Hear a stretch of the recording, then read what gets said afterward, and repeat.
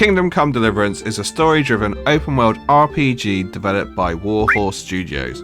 It was released back in 2018 and is set in 1403 in medieval Hungary. In other words, no dragons, no wizards, just pure, wholesome Christian fun. Kind of. Oh, that was dark very quick. Oh god, is he dead? I'm dying. Help me. I think I just killed him. Would it be funny if I took his pants? Like, imagine if I left him naked. You just got pranked, bro.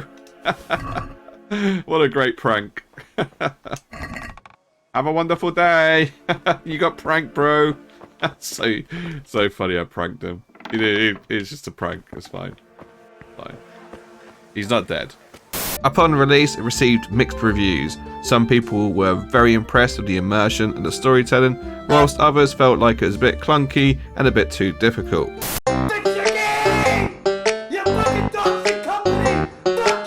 But since then, it's had a few patches to help optimize the game and even provide mod support. In its first year, it sold 2 million copies and has been nominated and won numerous awards. But with all that being said, it's 2023 and this is the first time I've properly played this game. Like many of you, you probably noticed this game has been on sale once or twice on Steam. So being the savvy doggo that I am, I decided to pick myself up a bargain, give this game a play, and hope that I make my money back with the YouTube ad revenue. Oh, that's nice. My mum gave me that. Please like and subscribe. It really does help me pay for the cost of Kingdom Come Deliverance. Potentially. So with the intro out the way, let's jump into Kingdom Come Deliverance and whether it's worth playing in 2023.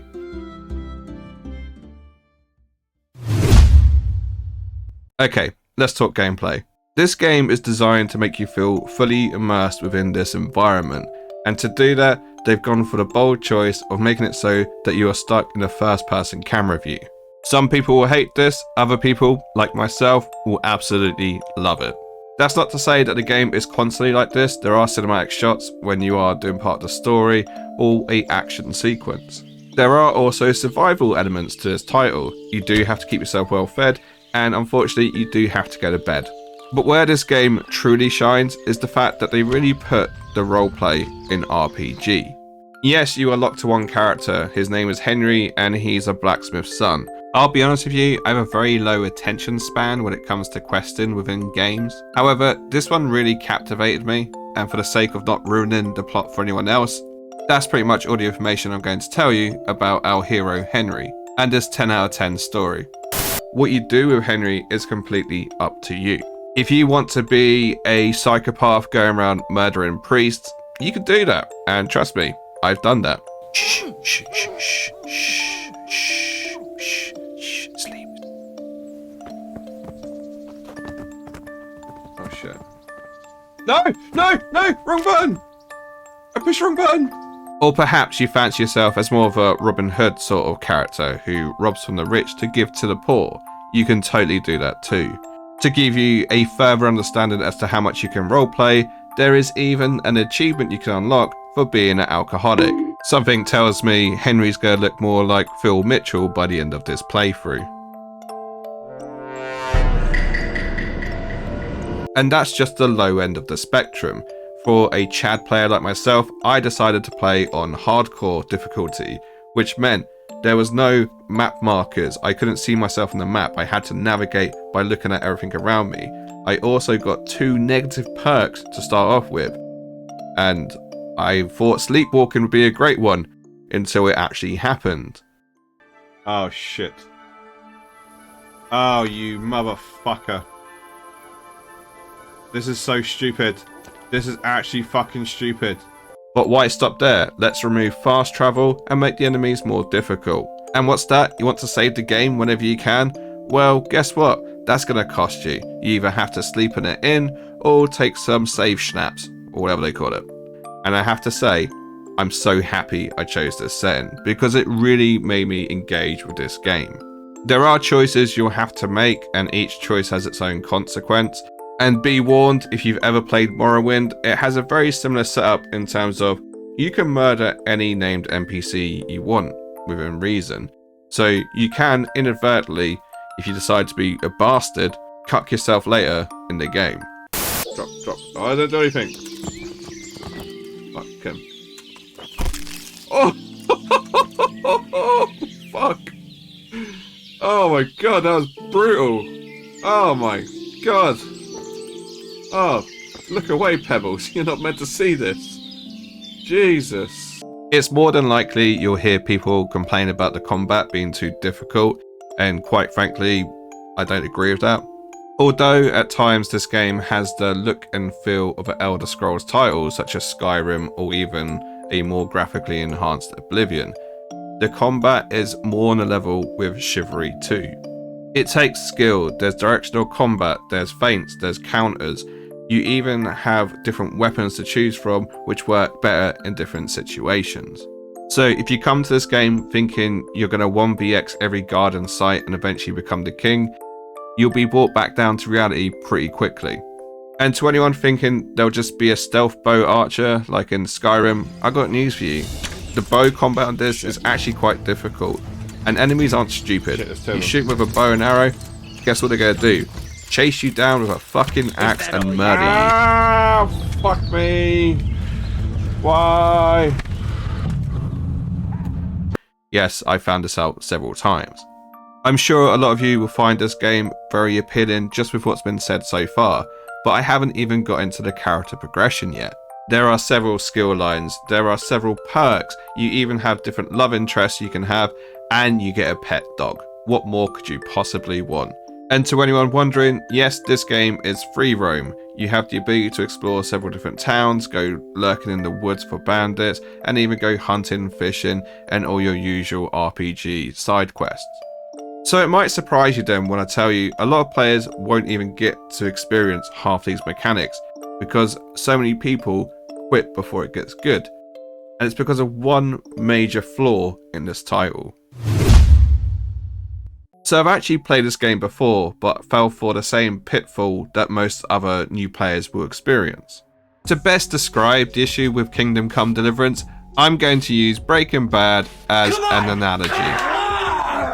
So Breaking Bad is known for having an award-winning story and some amazing character development. However, that being said though, it does take a couple of episodes for it to really kick in. The first couple of episodes are pivotal to the plot, so it's not like you can just skip over them. However, a lot of people give up before they get to the good stuff. And this is where Kingdom Come Deliverance goes wrong. Essentially, the first hour of gameplay is a tutorial, and even then, it's a very slow moving tutorial with a lot of cutscenes and a lot of story. Don't get me wrong, the tutorial is needed, it also has some vital plot points, but it just takes too long to get to the point. And the problem is, if you couple this with the fact that it's free roam, so you just wander around aimlessly for hours on end before you actually do the main story quest, it makes for a very slow paced start. But once you are eventually released from the tutorial, you're pretty much free to go do whatever you like. And you'll know you hit this point because there are credits and you're being carted away.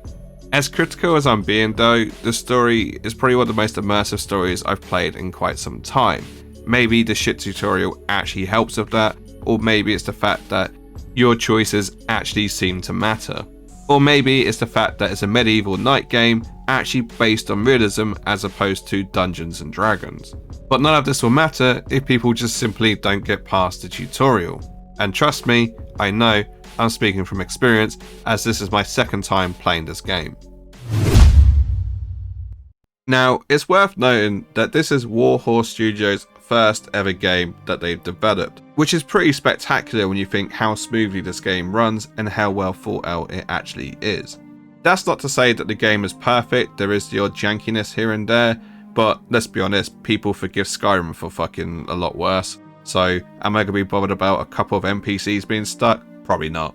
There has been many rumours about a Kingdom Come Deliverance 2, and all signs seem to point at the fact that the success of this title means there's likely to be a second one, although no official trailer has dropped yet or no official announcement, sadly. But while we wait for the second installment, you'll be happy to know there are several mods you can install in the meantime to add that extra life to this title.